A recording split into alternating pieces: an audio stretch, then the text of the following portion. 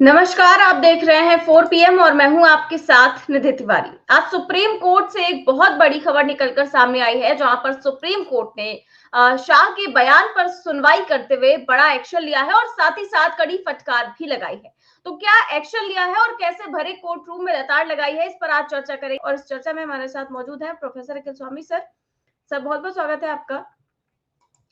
तो सर, जिस तरह से आप देख रहे हैं कि लगातार सेना को लेकर के बीजेपी के तमाम नेता टिप्पणियां कर रहे हैं, चाहे वो मंत्री हो, चाहे वो उप मुख्यमंत्री हो, चाहे वो कोई विधायक हो, और इसको लेकर के लगातार तमाम चर्चाएं चल रही हैं। और इस बीच सर, सुप्रीम कोर्ट में आज मंत्री विजय शाह के मामले में सुनवाई हुई, जिसमें उन पर आरोप है कि उन्होंने कर्नल सोफिया कुरैशी का अपमान किया। कर्नल सोफिया कुरैशी को उन्होंने आतंकवादियों की बहन बताया था। अब इसी बयान को लेकर के इसी विवादित बयान को लेकर के सुप्रीम कोर्ट ने एक बार फिर से फटकार लगाई है और विजय शाह का जो माफीनामा है वो नामंजूर कर दिया है और साथ ही साथ इस मामले में एसआईटी भी गठित कर दी है। तो क्या कुछ खबरें हैं, एक एक कर मैं आपको दिखाती हूँ। सबसे पहले ये खबर देखिए आज तक की कि तुरंत गिरफ्तारी से राहत, लेकिन एसआईटी करेगी मंत्री विजय शाह मामले की जांच। कर्नल सोफिया पर टिप्पणी केस में बढ़ी मुश्किलें।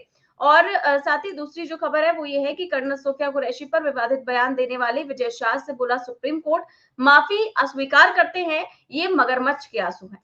आगे जो खबर है उसमें क्या कुछ लिखा हुआ है कि सुप्रीम कोर्ट ने विजय शाह का माफीनामा नामंजूर कर दिया है, लेकिन उनकी तत्काल गिरफ्तारी पर भी रोक लगा दी है। इसके साथ ही मामले की जांच के लिए एसआईटी गठित करने का आदेश दिया है।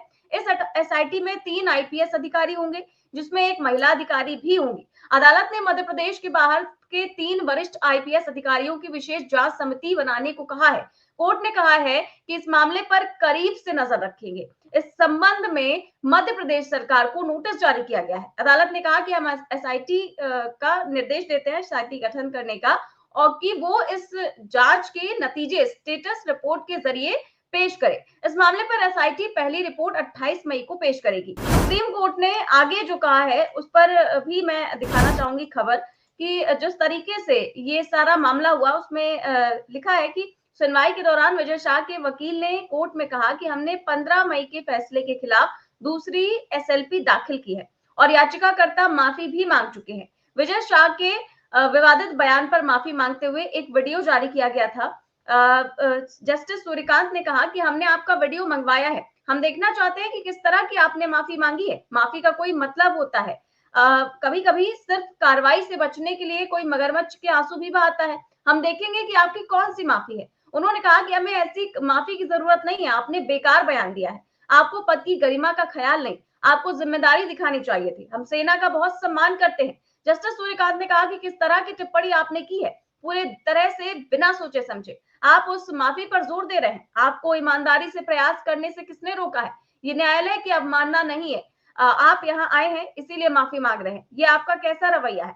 जस्टिस सूर्यकांत ने विजय शाह से कहा कि आप एक पब्लिक फिगर है, राजनेता है, आपको बोलते समय अपने शब्दों का ख्याल रखना चाहिए।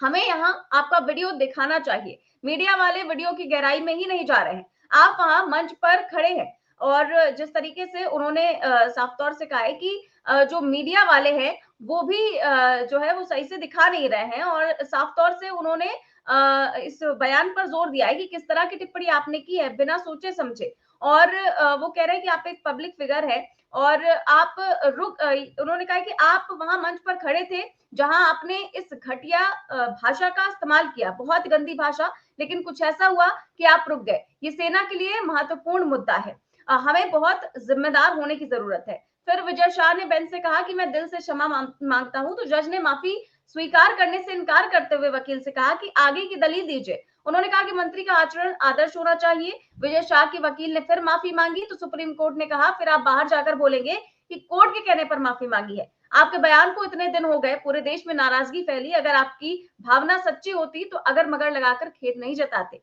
तो यहाँ पर सर बहुत ही महत्वपूर्ण टिप्पणी और बहुत ही बड़ी टिप्पणी उन्होंने कही है कि कभी कभी लोग कार्रवाई से बचने के लिए मगरमच्छ के आंसू बहाते हैं। हम देखेंगे कि आपने कौन सी माफी मांगी है। और साथ ही साथ उन्होंने मीडिया पर भी टिप्पणी की है। इस बयान पर क्या कहेंगे सर कि कम से कम अब तो जो बीजेपी के नेता हैं, जो बीजेपी के उप मुख्यमंत्री हैं, जो बीजेपी के विधायक हैं, वो कम से कम अब सेना पर टिप्पणी करने से पीछे हटेंगे। जय संविधान। देखिए निधि, पहली बात तो ये क्लैरिफाई कर दूं, ये कर्नल सोफिया कुरैशी का अपमान ही केवल नहीं है, ये देश की सेना का अपमान है और पूरे देश की सेना के इथॉस का अपमान है और मेरे देश का अपमान है। देखिए, सोफिया कुरैशी इस देश की बेटी हैं और इस देश की सेना सैनिक हैं, इस देश की एक योद्धा हैं।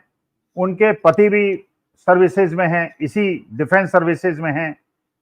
उनकी परदादी के बारे में मैंने बताया, उनके परिवार में अधिकांश लोग सेना के अंदर हैं।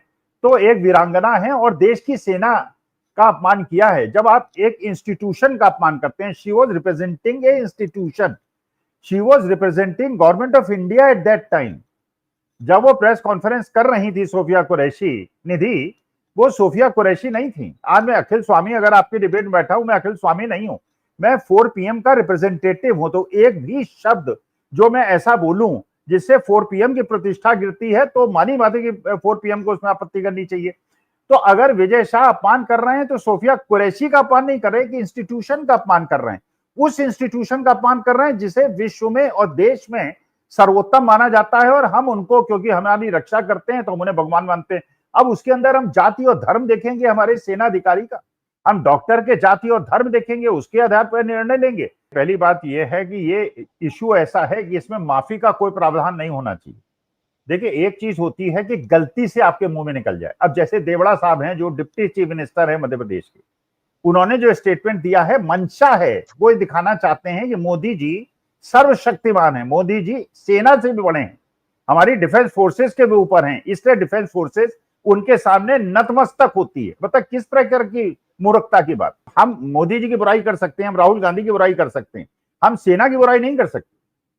हम because they are, that is a institution. आज ऑपरेशन सिंदूर के अंदर अगर किसी संस्था ने देश की इज्जत बचाई है, भाई अगर आज भक्त लोग क्या कह रहे हैं, ये कहना ना सेना सर्वोपरि, सेना की वीरता देखिए, साइंटिस्ट की वीरता देखिए, ये तो नहीं भाई। ये जो मिसाइल्स बनाई ये मोदी जी ने बनाई नहीं, या अखिल स्वामी ने तो बनाई नहीं, ये तो साइंटिस्ट ने बनाए।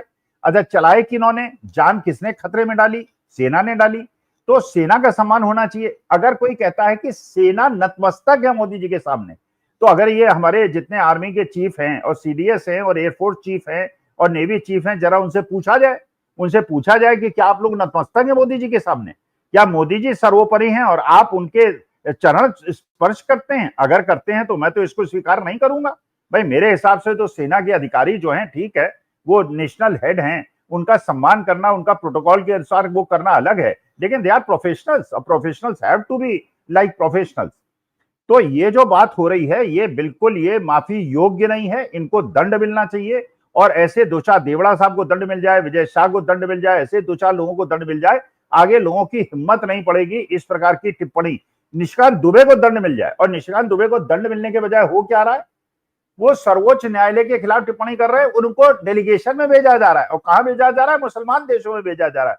इतनी मूर्खता। और शशि थरूर साहब स्वीकार कर रहे हैं निशिकांत दुबे के साथ जाना। भाई यहां तक तो मुझे बात समझ में आती थी, शशि थरूर को इंटरनेशनल रिलेशंस के बारे में पता है, उनका यूज किया जाए, लेकिन शशि थरूर को इसी बात से इनकार कर देना चाहिए। शशि थरूर को, मैं निशिकांत दुबे के साथ नहीं जाऊंगा, इनको टीम से निकालिए या मैं रिजाइन करता हूं। I will not accompany Nishikant Dubey, क्योंकि निशिकांत दुबे जिस डेलीगेशन में बैठेंगे और सामने मुसलमान प्रतिनिधि बैठेंगे, वो कहेंगे तो वही व्यक्ति है जो मुसलमानों को गाली देता है, इसके इस डेलीगेशन में तो हम इसे अस्वीकार करते हैं। अच्छा, उधर आपने अशोका यूनिवर्सिटी के एक मुसलमान प्रोफेसर को गिरफ्तार कर लिया, वहां पे तो माफी मांगने का आपने मौका नहीं दिया। भाई गलती अगर उसने की, मैंने तो उस ट्वीट को देखा, उसमें तो कोई गलती नहीं है। वो तो केवल ये प्रश्न पूछ रहा है कि भाई जो अन्याय होता है वो धर्म और जाति देख के उसका विरोध क्यों होता है? विरोध होना चाहिए, सबका विरोध होना चाहिए। और आर्मी ऑफिसर्स के खिलाफ टिप्पणी तो बिल्कुल अक्षम्य होनी चाहिए, उसको तो माफी का कोई प्रावधान ही नहीं होना चाहिए।